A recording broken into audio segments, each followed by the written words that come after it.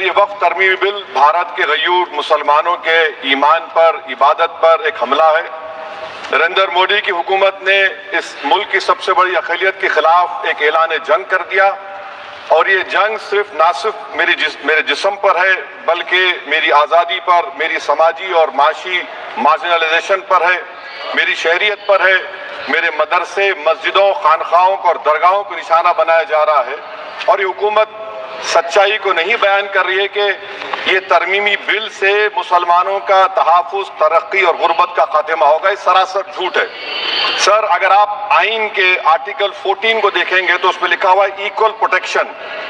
اب آپ دیکھ لیجئے سر کہ ہندو، سکھ اور جین کو اور بودھ کو ان کے انڈومنٹ میں تحفظ ملے گا کیونکہ ان کا انڈومنٹ با یوزر برقرار ہے، اور ان کا ایڈمنسٹریشن ان کے ہاتھ میں ہوگا کہ غیر ہندو یا غیر ان کے مذہب کا آدمی دان بھی دے سکتا ہے ان کے لیے، اور انڈومنٹ بورڈ کا تحفظ بھی ملے گا کیونکہ اس کے اوپر اوور رائڈنگ کلاس اپلائی نہیں ہوگا، لیمیٹیشن کا قانون اس پر اپلائی نہیں ہوگا۔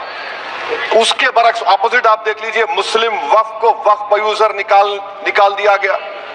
ایک مسلم وقف کی جائیداد پر قبضہ ہوگا، لیمیٹیشن لگے گا تو جو انکروچر ہے، جو قابض ہے، وہ راتوں رات مالک بن جائے گا، اور ایک غیر مسلم وقف بورڈ کو ایڈمنسٹر کرے گا۔ یہ آرٹیکل 14 کے ایکول پروٹیکشن کا وائلیشن۔ اب آرٹیکل 14 میں سر ایکوالٹی بیفور لا بھی ہے، اور اس کا کیسا وائلیشن ہو رہا ہے کہ کوئی آربیٹری سٹیپ نہیں لے سکتا، اور کوئی بھی افیشل کسی بھی طریقے سے غلط آربیٹری فیصلہ نہیں لگا۔ یہاں پر آپ ایک ڈیزگنیٹڈ آفیسر کو رکھ کر وہ فیصلہ لے گا کہ یہ جائیداد وقف کی ہے، گورنمنٹ کی ہے۔ کیا یہ پرنسپلز آف نیچرلسٹ کے خلاف نہیں ہے جس کا تقرر ایگزیکٹو کرتی ہے؟ یہ ہمارے theory of separation of powers Bharat کے آئین کا بیسک سٹرکچر کا حصہ ہے، کیا اس کا وائلیشن نہیں ہے؟ سر، آرٹیکل 25 کا وائلیشن کیسے ہے کہ آپ مسلمانوں سے وقف با یوزر چھین رہے ہیں اور پھر آپ کرب کر رہے ہیں وقف الاولاد کو، مگر وہیں پر دوسرے دھرم کے ماننے والوں کو ان کے مذہب پر چلنے کی پوری اجازت ہے۔ لفظ جو آرٹیکل 25 میں استعمال ہوا سر، وہ ایکولی انٹائٹلڈ، یہاں پر مسلمانوں کے ایکولی انٹائٹلڈ نہیں ہو رہا۔